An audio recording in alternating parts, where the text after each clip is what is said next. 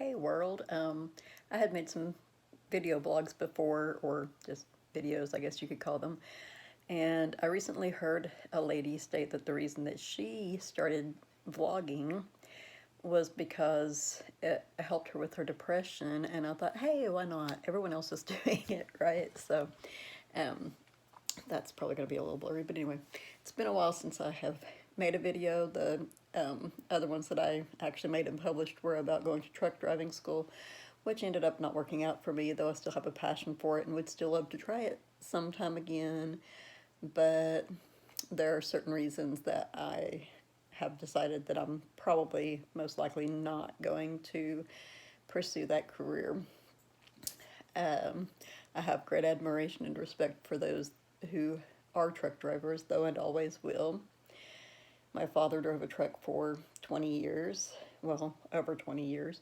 He drove for one company for 20 years. Anyhow, I thought that I would just make a short video. I know in the past when I've said I'm going to make a short video, it didn't turn out to be too short, really. But um, I last season of The Masked Singer, I was interested in making some videos to follow kind of the story of The Masked Singer. There are a whole lot of people that are doing that, I know, and I want to do it in kind of a different format. They like to do it where like they're trying to predict who the people actually are. I don't want to give anything away, so I'm not going to be naming who the characters that have already been revealed on season 3. I think I said season 2, but I meant 3. But I'm not going to reveal who any of the ones who have already been revealed on the show so far are, and there are 2 who have been revealed. I won't say which characters they are, and I certainly won't say who they were. I will say I'm filming this after, well, not after, a couple of days after episode 2 came out, and I got, so far I'm 1 for 2. I got one right. The first one was spot on, and the second one I got wrong. And the first one, well, neither of the first 2 that were revealed did any of the judges get right, which I probably shouldn't say because that will give away who they're not. But the first character who was revealed, after I heard him sing, I ran to the other room and told my son that this person was on the show and he was this certain character. And I said, oh my gosh, I'm going to be so embarrassed if it's not him, because I'm just so absolutely certain that it is him because that's his voice and I know his voice. And it turned out to be him. And I got it right, and none of the judges on the show did. But I wasn't actually planning to make this one about, oh, I shouldn't have said that because I was going to name who I thought they were. Anyway, but this video I wasn't planning to even make about that. I was going to make this about kind of another passion of my life right now. One of my sons and I have been donating plasma for, well, he's been doing it for over a year. He made numerous donations, pretty much 2 donations every week of last year. And I started donating, I want to say, I've discussed it with them a couple of different times and I always get it wrong, but I think I've been donating since September of this year. I believe it was. And while donating, I've had now 3 reactions to donating. Sometimes when people have a reaction while donating, it's because they have some sort of underlying health problem they're not aware of. A lot of times it's because they don't drink enough water. And that's kind of what I want to talk about. Like, when you do donate plasma, you need to drink.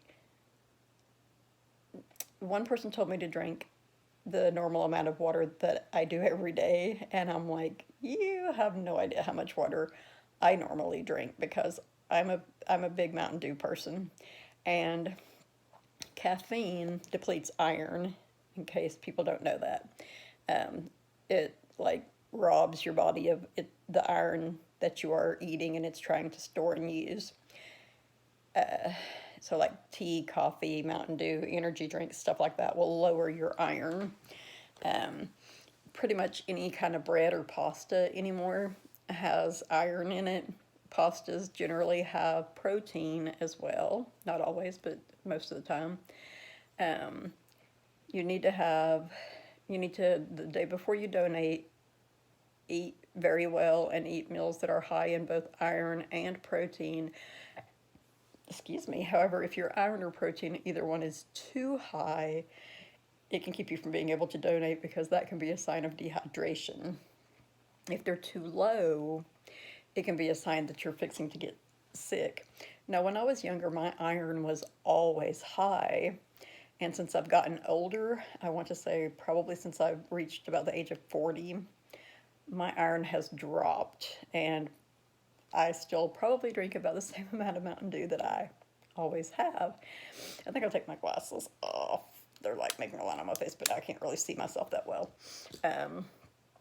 My vision as I'm getting older is going too. But so, yeah, you need to get a good night's sleep before you donate plasma. Um, what they do recommend that you drink basically no caffeine, no alcoholic beverages. You drink like water, Powerade, Gatorade, fruit juices are really good, and they taste better than water. I myself drink grape juice. I sometimes drink like V8 and usually try to drink a Powerade the day before I donate and possibly about a half of one before I donate on the day that I'm donating, and then the rest of that one after I donate to help replenish my fluids, though they do give you saline. But when, oh, yeah, I was going to say, they say to drink, what they say to drink the day within 24 hours of donating, basically. They say to drink approximately 3 to 4 quarts of fluids that don't have caffeine or alcohol in them. So some people can tolerate, donating. I'm an older person than a lot of the people that donate. The reactions that I have had because you have to eat at least 2 hours, I believe it is, before you go to donate.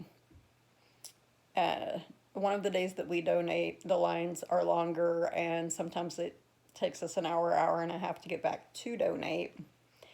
Usually, I want to say, they move people through pretty good, so I want to say on that day, usually still it only takes about 30 minutes to an hour at the most for us to get back there to be able to donate. I have always had a reaction on either my third or fourth draw. And if you don't donate plasma, you don't know what that means really, but it's close to the end of my process of donating. And the reason I'm almost certain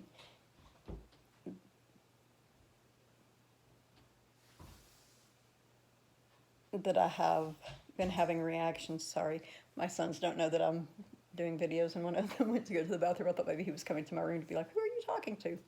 Anyway, but yeah, pretty sure the reason that I've been having the reactions on the days that I've had them, they've all been on Fridays, which is a day when the lines are always longer and you have to wait longer. And 2 of the days, I was thinking that I had eaten as much as I generally always do when I go to donate, and I had only eaten about half as much as I sometimes do.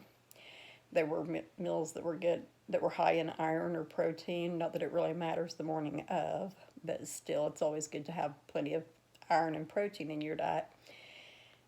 But I only ate about half as much as I normally had been eating. So, and then today I had a reaction when I went to donate, and I had told my son when we were in line, I was like, I'm already hungry and kind of thirsty. And so I had eaten a tuna sandwich with some baby carrots before we went, and my tuna sandwich had quite a bit of tuna on it. But still, it was just a tuna sandwich and some baby carrots, What I was eating for a while before we left to go to donate, I was eating 2 eggs fried in canola oil and 3 slices of bread. No matter which day of the week I donated on, that seemed to tide me over pretty well. And then there was one morning, like my son likes to cook rice-a-roni and with like green beans and different stuff. There was a couple of mornings that he made stuff like that. And of course I didn't have a reaction those days. That tided me over really well. It's just, make sure you get plenty of sleep if you're going to donate the night before. Make sure you eat plenty the morning that you're going to donate. I am not a big eater. I don't have much of an appetite. I keep telling myself if I'm going to eat a big meal before I go to donate, I need to get rich and buy turkey and, make like a Thanksgiving dinner every day or pot roast or something. Some of the foods that I really, really like and would definitely sit down and eat a great deal of before I went to go to donate. But, donating plasma is a good way to make some extra money. And sometimes it takes a little getting used to. Um, the needles aren't real small or anything like that, but uh, it's not as bad as a lot of people may think it is either. But anyway, I wanted to do a video about that. I got distracted by talking about The Masked Singer because that's what I plan to do, most of the ones that I'm going to do about. And I will try to film another one tomorrow about that. I don't know that I will post this one tonight. I don't know that I'll post that one tomorrow, and I don't know if it shows in this video or not, but ever since I donated today, my eyes have been really, really, really, really bloodshot, and off and on I've been pretty pale. Had to miss work tonight because when I stand up I get still lightheaded and dizzy and feel like I'm weak. So the last time I had a reaction, I considered going to the emergency room the morning after I had the reaction, but decided not to. It's just, you got to give your body a rest, and allow it to replenish itself, and I'm not really good at doing that. But the guy that was helping me through my reaction at the plasma center today is like, don't go out and run a marathon tonight or anything. And I looked at my son and I said, I'll probably have to miss work because though it's not something that a lot of people would think is equivalent to running a marathon.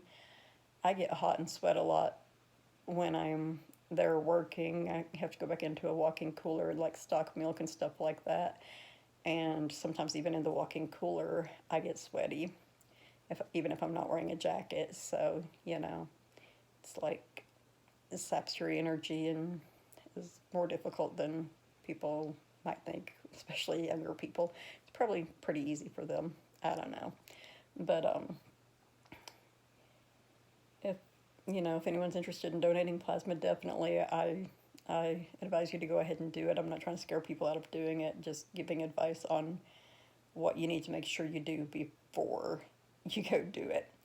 And most of the websites, I think all of the websites for the different places most likely have guidelines for what you should do before you go to donate, and definitely listen to those. I didn't mean to disregard them. It's just like I said, I've never had a real big appetite, and so even though I've gained a little weight since I've gotten older, I don't eat a whole lot at one time. So it's just, different people are different, but make sure you eat well before you go. I told my son I considered, you're not supposed to take outside food or drinks in, of course, and I told my son I considered sneaking some peanut butter and crackers in today or something, and if I had, maybe I would have been okay. I don't know. It's hard to say.